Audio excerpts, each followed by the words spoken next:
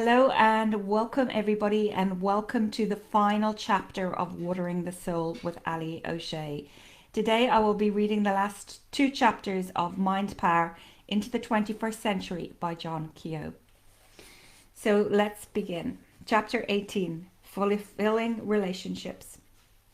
I will act as if what I do makes a difference. William James.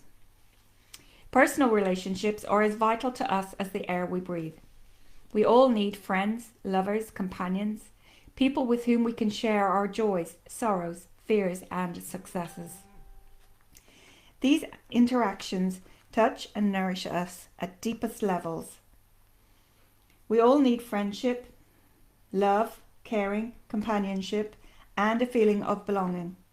And yet, often we may remain distant and detached from one another, or unable or unwilling to reach out and make meaningful contact. We need new approaches and a greater willingness to explore the possibilities that exist in human interaction. If we choose, we can be a great source of growth and support for each other and strengthen ourselves in the process. Discovering how we can enrich and empower one another is an exciting turning point in our journey toward more meaningful relationships. We find that when we open up, people respond and accept us for what we are. Instead of feeling vulnerable, we become free, alive, vibrant, and awakened in ways we never experienced before. When this happens, every contact becomes meaningful, important, and enriching. What more could we ask? Every person is a star. Every person is a special, unique, and deserves respect. Every person is a star. Your husband, your wife, your parents too are special, unique, and deserve respect. Every one of your friends, your boss, your waitress, a taxi driver, a dying old man, the neighbor's boy, all are special, unique, and deserve your respect. The realization that every person, no matter who they are or what their status, is special changes our attitude towards them. We now willingly grant them the respect they deserve. They may not know they are special or show it in their actions, but we know it and treat them accordingly. Learn to see beyond what people see in themselves. Everyone has the seed of greatness inside them, and you empower people by seeing beyond their imperfections and problems to their potential, their depth, their inner beauty, and their possibilities. I first discovered the transforming power of treating every person as a star while lecturing in San Francisco some years ago. I was traveling with an associate and his family. We had difficulty in finding a babysitter and had to settle for a woman who was one of the most negative and draining persons I had ever met. She complained constantly about anything and everything, and whenever she arrived, we tried to leave immediately so as not to have to spend much time with her. I found myself thinking quite negatively about her, and, catching myself, I decided to make some changes in my thoughts. I realized that deep down there was someone else inside, someone deeper and more joyous than the one we were seeing. I concentrated on picturing her in this way until I laughingly began to think of her as the ray of sunshine. The next time she came over, instead of rushing out of the house, I took her aside and said, "You know, every time you come into this house, it's like a ray of sunshine coming in." She looked at me, dumbfounded. I went on, "We really appreciate you and your being our babysitter, and we're happy that we have someone like you here." She was speechless. When we returned home later that evening, I again began praising her as a ray of sunshine. The next time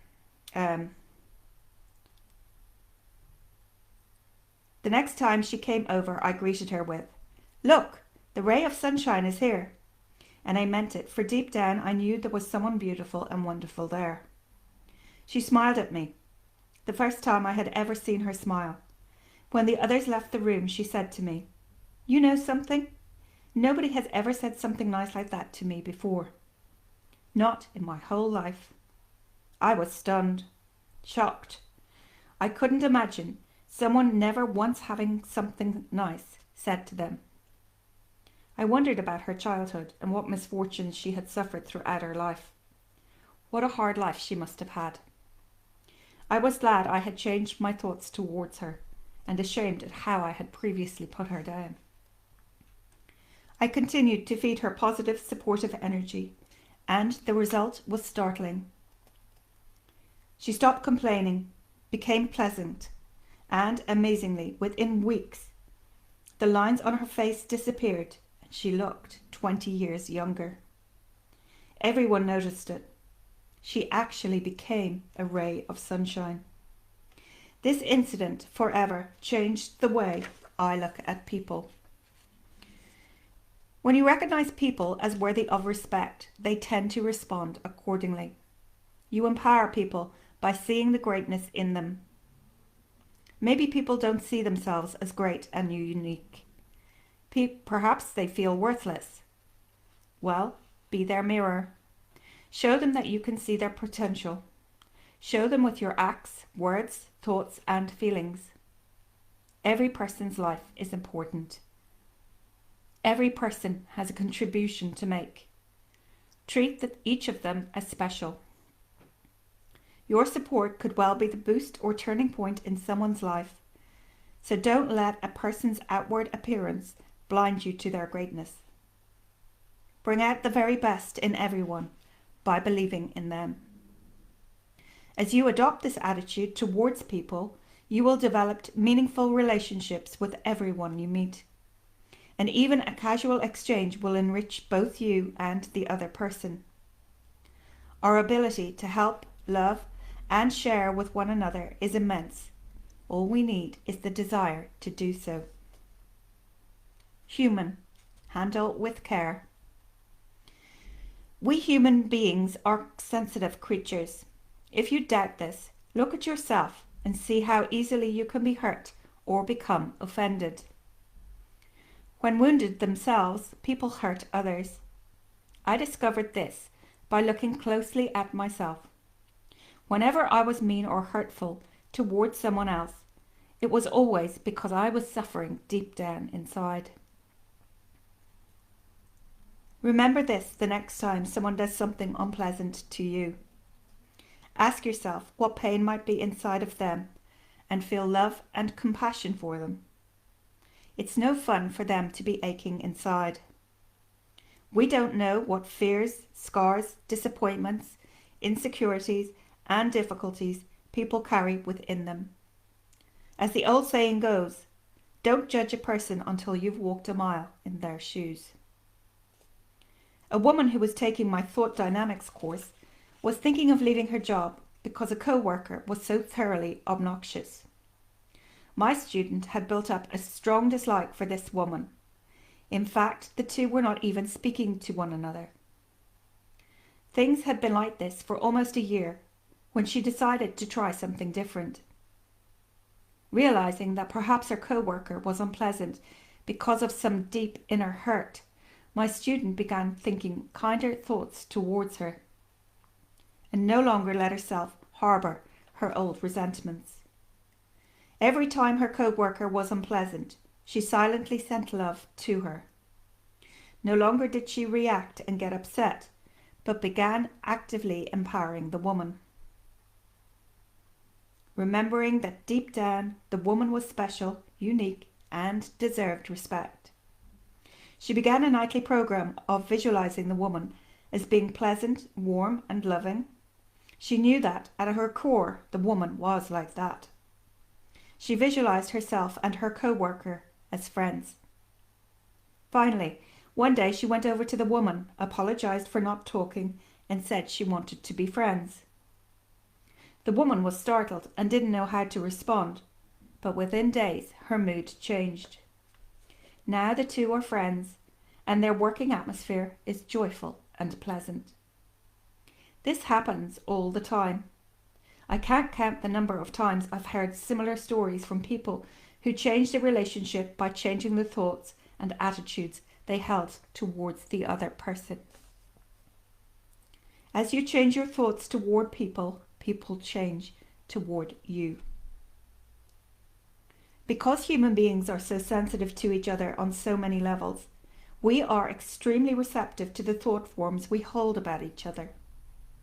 If your relationship with your lover, friend, business partner, fellow worker or parent is not what you want it to be, look closely at what thought forms you are unconsciously creating about that person. You may be clinging to and reinforcing the very qualities you dislike in them. In relationships, as in everything else, we get exactly what we believe in, think of, and expect to happen. There are many possibilities in every relationship if you are willing to experiment with your thoughts. Visualization allows you to build new thought forms and become a creator in your relationships. Create, don't react. Attract the relationships you desire. How to attract the ideal mate. Step 1. Picture in your mind the type of person you want. What qualities are you looking for? Do you have a physical ideal? Visualize yourself with someone like that, experiencing tender moments, sharing intimacy, laughing, having fun, going on outings. Create your ideal companion in the inner world of your thoughts. Don't try and put a face on this person or be too specific. Let the universe supply it to you within the specifications you mentally imagine. Step 2. Focus on what you can give to this person. You have lots to offer. Feel good about yourself and think of all you have to give and share with that person. Step 3. Solicit the help of your unseen partner, your subconscious mind. Ask your subconscious to supply you with the ways and means to meet this special person. Reread the chapter on intuition and follow the instructions and ideas your subconscious supplies you with. Step 4. Contemplate these points. There are thousands of people who would love to be with you, to share what you have to give. Your visualizations, affirmations, and intuitions are setting in motion forces, which will bring you into contact with your ideal mate. Remember that the person is looking for someone like you too. How to attract business contacts. Step 1. Picture in your mind the type of person you want to work with and what contacts, skills, information or knowledge you would like them to have. If you need a pearl diver fluent in Japanese, picture that. If you are trying to get a job as a freelance journalist, picture an editor with an assignment in your area of expertise or in any area that interests you. Visualize yourself with that person enjoying good rapport, a firm connection, and mutual receptivity to one another's proposals. Step 2. Focus on what you can give to this person, what talents, products, or expertise you can supply. Not only do you need them, but they need you and what you have to offer. Step 3. Solicit the help of your unseen partner, your subconscious mind. Ask it to supply you with the ways and means of meeting this person. Reread the chapter on intuition and follow the instructions and ideas your subconscious supplies. Step 4. Contemplate these points. There are thousands of business opportunities and people who would love to have what you have to offer. Your visualizations, affirmations, and intuition set in motion energy and forces which will bring you into contact with these people. Do you want to attract more clients or customers? Do the above exercises, focusing on what kind of clients you want and what you have to give them. A good affirmation in both cases is, I attract the perfect people and circumstances. Empowering others. We can empower other people with a minimum amount of effort on our part. In doing so, we strengthen both ourselves and the other person. Empowering people is a special and intimate way of touching others' lives. Once, while waiting at a New York JFK airport, an announcement came over the PA system that my flight was cancelled and that passengers should proceed to Counter 7 for further instructions. When I arrived at Counter 7, there was already a sizable lineup, and as I waited my turn, I noticed almost everyone was venting their frustration on the harried ticket agent. People were anxious and furious about their missed connections and were asking, "What are we supposed to do?" The ticket agent looked tired and drawn as she tried to explain the situation, and her shoulders slumped lower and lower with each new passenger complaint. When my turn came, I decided to empower her. "I really appreciate all you are doing," I remarked sincerely. "I know this is a difficult situation, and I know you're doing your very best. I've noticed how courteous and patient you've been with people, and I know it's not your fault that the flight has been cancelled." She sighed in relief that someone understood. I went on, "I just want to thank you and tell you I think you're doing a terrific job and that you should be very proud of yourself." "Thanks," she said. "I really needed that." After receiving her instructions, I moved on, but happened to look back as she faced the next passenger. She was standing upright again, looking poised and confident. I had given her some needed energy. How simple and easy it was for me to express my appreciation, yet it really made a difference for her. Can you empower people just by what you say? Of course. You can empower everyone you meet if you want to do so. You can empower the waitress after a meal, the delivery person, the taxi driver, the letter carrier, your children and your friends by feeding them positive energy. We really appreciate the fine service you are giving us. You are making our meal a joy and a pleasure. You are a very good waiter. You are my favourite teller. I'm always pleased when you serve me. How has your day been? Thank you very much. That's an extremely attractive outfit you're wearing. Even a simple "have a good day," if said with sincerity, enthusiasm, and a genuine desire to make contact, will empower anyone. You can also empower people without saying anything, just by using your thoughts. A friend of mine likes to walk down the street silently sending out thoughts of goodwill to everyone that he passes. A successful businessman I know silently affirms with everyone he meets that they will have a happy and successful life. Thoughts of love and acceptance free people. Kind words and encouragement inspire them. Making people feel special, wanted, and needed empowers them. That simple effort can have results that can last for days or even a lifetime. Empowering ourselves. Sometimes we forget that the most intimate and closest relationship we will ever experience is with our own self. Be good to yourself. Don't be too hard on yourself. Remember that you too are special, unique, and deserve respect. We are told to love thy neighbour as thyself, and the emphasis is always on love thy neighbour. But if we are to love our neighbour, we must first learn to love ourselves. And if we want to love our neighbour more, then we must learn to love ourselves more. The more deeply we love and accept ourselves, the deeper we can love and accept others.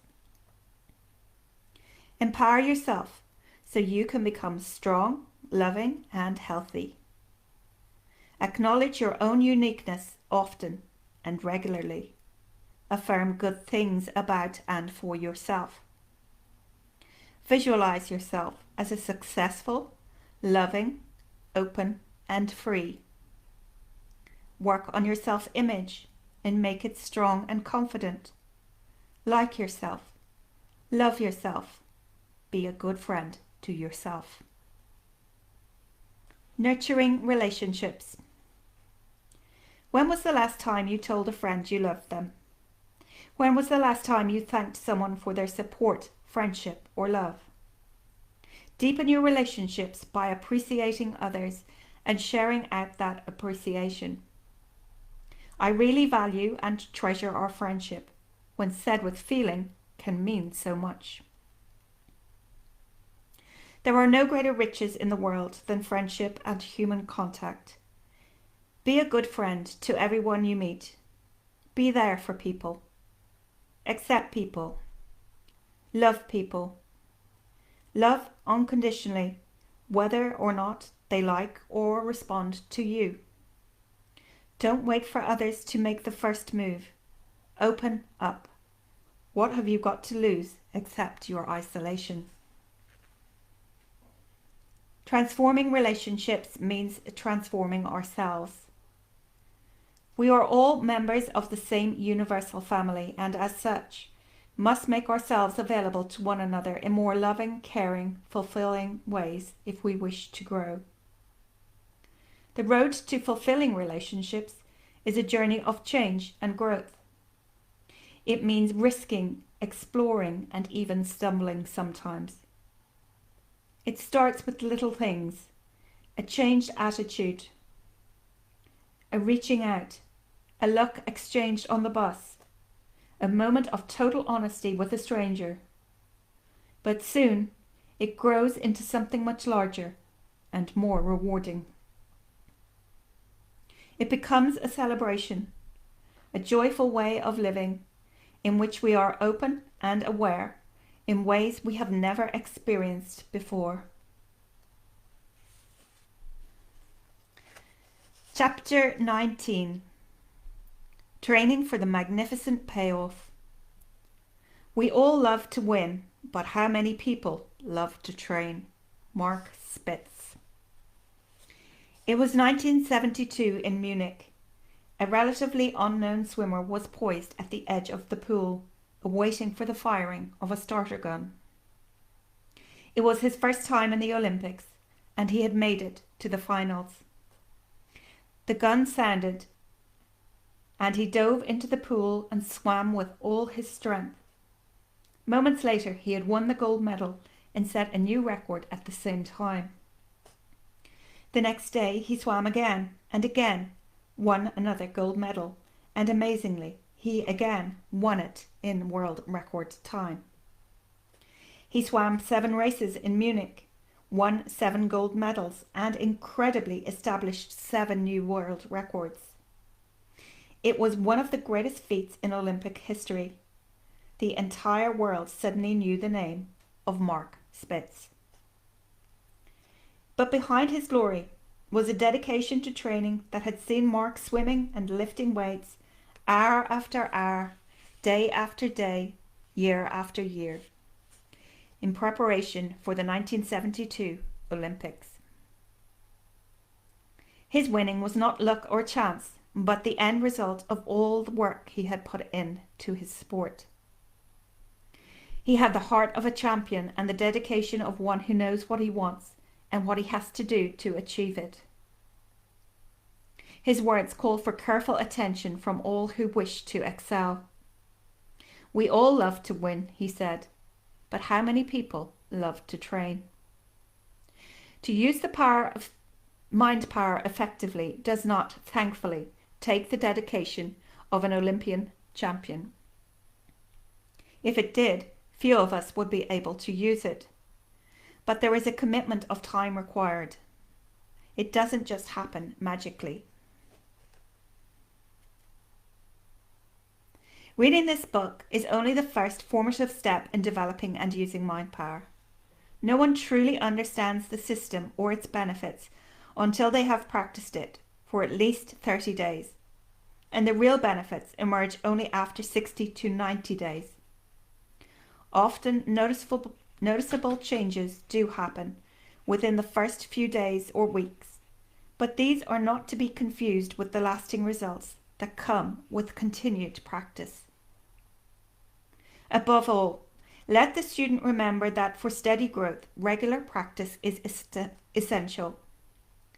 When a day's practice is omitted, 3 or 4 days' work are necessary to counterbalance the slipping back, at least during the earlier stages of growth. Better 5 minutes of work done regularly than half an hour on some days and none on others. The vision. Nobody works without the thought of compensation. The Olympic athlete trains long and hard because the goal of a gold medal and the satisfaction of being the world's best lie before her. A labourer goes to work each day because a paycheck awaits him at the end of the week. An entrepreneur devotes her entire attention to her business because she reaps the fruits of her success. A handyman spends his evenings fixing up the basement because he knows his efforts will eventually result in a cosy recreation room. Behind all effort is the thought of the payoff, the fruits of labour. If there is no compensation, then there is no reason or motivation to work. Few of us work for the sheer love of it. The 21st century will require new skills: intuition, dream, interpretation, visualization, and creativity are just some of the tools we will need to be successful. You are standing on the threshold of a new and exciting age. This book contains the methods by which you can learn the necessary skills and thereby harness your mind for maximum potential. But it takes more than just reading this book. You must train your mind. Do you have the vision of what training mentally will do for you? If you think of mind power as positive thinking or an interesting concept, or think maybe it will work and maybe it won't, then you will never make the effort necessary to train your mind. It is only the grand vision of what we can do and become that propels us to work regularly at creating our new reality. There is a glorious life of power and opportunity awaiting you. Everything that you conceive of wanting is within your grasp. The time is ripe and ready. Are you? Reread this book carefully, studying all the principles. Train regularly, and soon you will receive the magnificent payoff.